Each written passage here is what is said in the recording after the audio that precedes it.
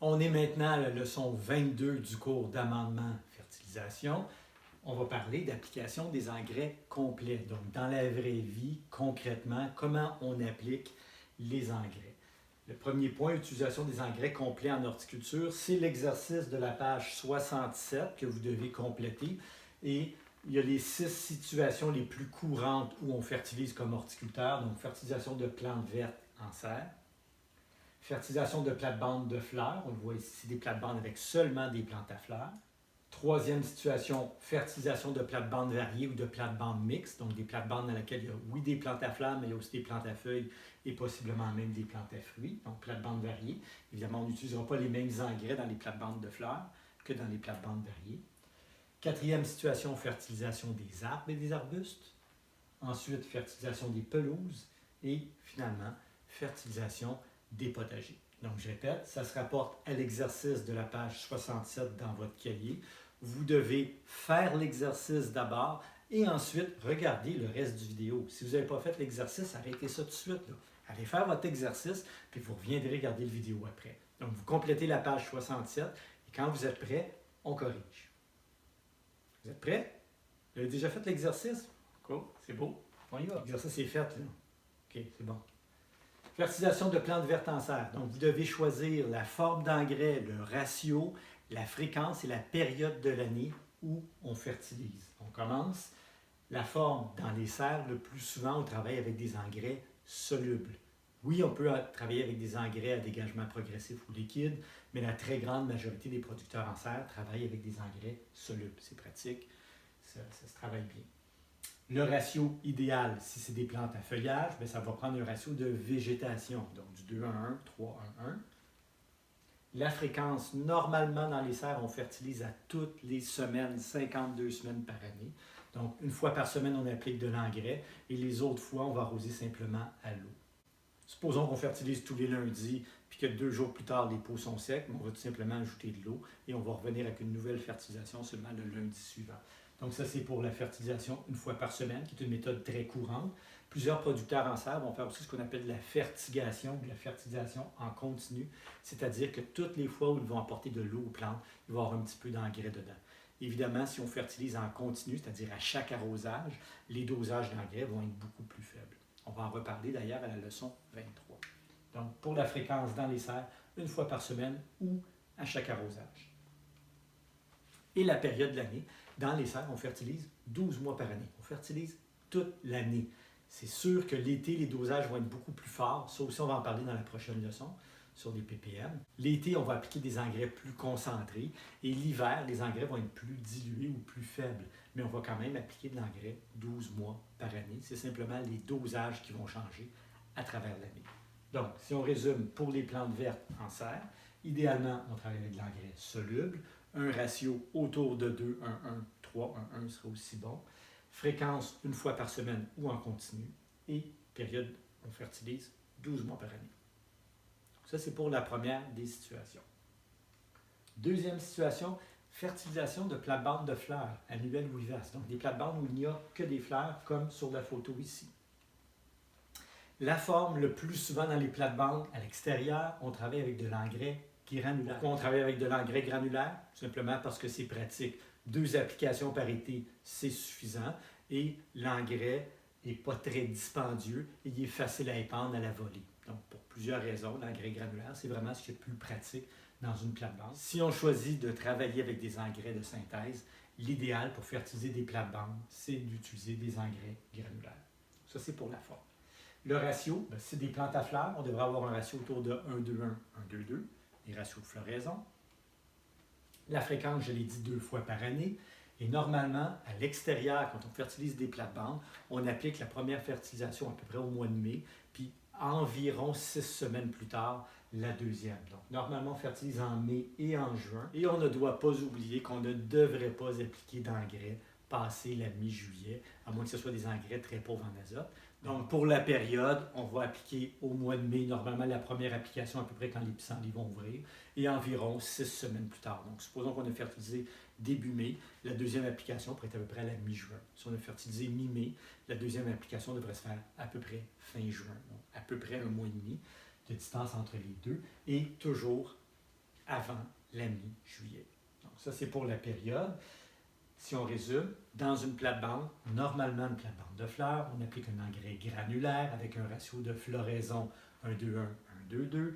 On applique l'engrais 2 fois par année, à peu près à 1 mois et demi d'intervalle, et ça devrait se faire normalement au mois de mai et au mois de juin. Pour des plates-bandes variées ou des plates-bandes mixtes, on a aussi des plantes à feuillage. On voit des hostas ici, des graminées, on a un petit peu de tout. Donc, dans les plates-bandes mixtes, ça va être la même chose que pour une plate-bande de fleurs. La seule chose qu'on va changer, évidemment, c'est le ratio. Si on a toutes sortes de plantes, on a avantage à utiliser un engrais tout usage. Donc, pour la forme granulaire, pour le ratio 1-1-1. On veut quelque chose qui va répondre aux besoins d'un peu tout le monde. La fréquence, encore une fois, 2 fois par année. Puis la période, toujours la même chose, mai-juin, avant la mi-juillet. Donc, on fertilise normalement 2 fois dans l'été pour une plate-bande, autant une plate-bande de fleurs qu'une plate-bande mixte. En résumé, granulaire, ratio 1-1-1, 2 fois par année, mai-juin, avant la mi-juillet. Quatrième situation où on pourrait fertiliser, on aurait par exemple des regroupements comme ça d'arbres ou d'arbustes. Donc, on va fertiliser des arbres ou des arbustes. En passant, fertiliser des arbres matures, ce n'est pas toujours nécessaire. Les arbres, normalement, vont envoyer leurs racines un peu partout, puis ils vont aller fouiller dans la plate-bande, puis dans le potager, puis même en dessous de la pelouse, évidemment, puis ils vont aller chercher des éléments nutritifs un peu partout. Fait qu'on n'a pas normalement besoin de fertiliser des arbres, à moins qu'ils soient en carence, ou à moins qu'on soit dans une situation où on veut que l'arbre prenne un petit peu de volume, parce qu'on est dans un nouveau développement résidentiel, par exemple, les maisons sont très grandes et les arbres sont très petits. Donc oui, dans ce cas spécifique-là, on pourrait choisir de fertiliser notre arbre pour être sûr qu'il ne manque de rien et que sa croissance soit un petit peu plus intense au début. Alors, fertilisation des arbres et des arbustes, généralement, on va travailler avec l'engrais granulaire. C'est un petit peu complexe, la fertilisation des arbres, parce qu'il faut apporter l'engrais, on disait, au niveau de la couronne, et il faut appliquer l'engrais en dessous du gazon, parce que si on applique l'engrais sur le gazon, c'est le gazon qui va capter les éléments nutritifs. Donc, théoriquement, quand on veut fertiliser un arbre, ce qu'on devrait faire, c'est une dizaine de trous à peu près au niveau de la couronne. Donc, découper le gazon, enlever de la terre, mettre notre engrais granulaire, remettre la terre, refermer le gazon par-dessus et faire ça une dizaine de fois autour de notre arbre. Et très souvent, quand on a un arbre mature dans une grande cour sur un terrain résidentiel, il y a des chances qu'une partie des racines soit chez le voisin. Fait que ce n'est pas toujours facile, la fertilisation des arbres. Heureusement, c'est rarement nécessaire. Mais si on veut en apporter avec de l'engrais granulaire, je viens de vous expliquer comment ça se fait. On peut aussi faire de l'injection au sol. Donc, il y a des compagnies qui se spécialisent dans la fertilisation des arbres. Et ils vont utiliser des appareils, imaginez une seringue géante, qui vont rentrer dans le sol encore une fois une dizaine de fois autour de la couronne. Et quand ils rentrent l'appareil dans le sol, ils pèsent sur le manche et l'engrais est injecté sous forme liquide directement en dessous du gazon pour se rendre aux racines des arbres. Donc, c'est une autre formule qui peut exister pour la fertilisation des arbres et des arbustes. Et rapidement, je vous dis une autre possibilité. Je ne l'ai pas présenté ici, mais on peut aussi des fois injecter des trucs directement dans le tronc. Donc, il y a certains engrais liquides qui peuvent être injectés directement au tronc. Ça peut être pratique pour des gens, par exemple, qui entretiennent des arbres à la ville de Montréal, par exemple. Vous êtes sur la Plaza Saint-Hubert, puis vous n'avez pas accès aux racines. Les racines sont en dessous du béton, en dessous de l'asphalte, puis en dessous du trottoir. Puis vous voulez fertiliser un arbre. Vous pouvez, avec une perceuse, faire un trou dans le tronc, jusqu'au xylème, dans le fond, et injecter un liquide fertilisant ou encore une capsule d'engrais comprimé à l'intérieur du tronc. Et quand la sève va monter, elle va venir dissoudre les éléments nutritifs et elle va les envoyer dans les feuilles. C'est plus dispendieux, c'est plus compliqué, mais quand on n'a pas accès aux racines, c'est une autre façon qui existe, donc la fertilisation des arbres directement au tronc. Mais dans la majorité des cas, on va fertiliser avec du granulaire sous le gazon ou encore, c'est des compagnies spécialisées, injection au sol.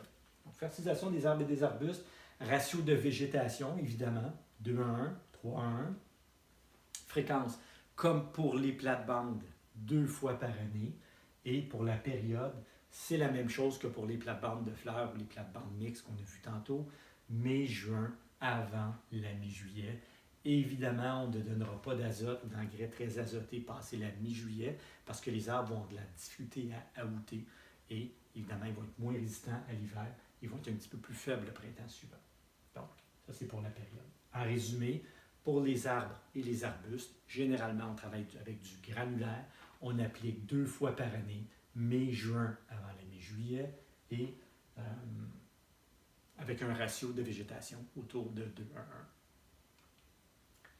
Avant-dernière situation, la fertilisation des pelouses. Est-ce que c'est nécessaire de fertiliser une pelouse? Encore une fois, la question se pose. C'est peut-être pas nécessaire de faire 4 applications d'engrais par année comme nous vendent la plupart des compagnies d'entretien de pelouse. Avec une seule application, ça pourrait faire déjà beaucoup de bien. Et surtout, si on pratique l'herbicyclage, c'est-à-dire si on coupe le gazon et qu'on laisse les rognures au sol se décomposer, bien, les éléments nutritifs sont constamment recyclés. Donc, on a beaucoup moins besoin de mettre d'engrais dans ces cas-là. Mais si on veut fertiliser la pelouse selon les règles, on va voir ce que ça donne. Normalement, on utilise de l'engrais granulaire, c'est ce qui est le plus populaire, mais il existe aussi de l'engrais liquide qu'on peut brancher sur le boyau d'arrosage. On en a déjà parlé un petit peu plus tôt.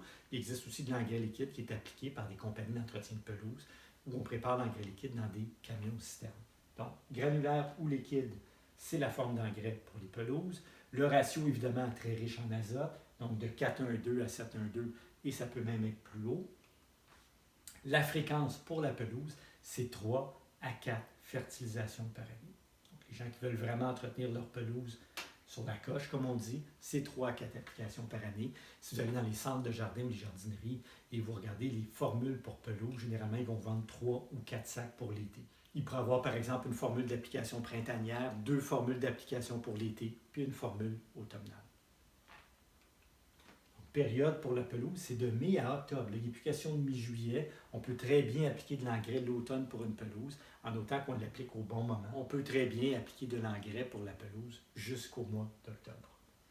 Donc, en résumé, pour la pelouse, engrais granulaire ou liquide,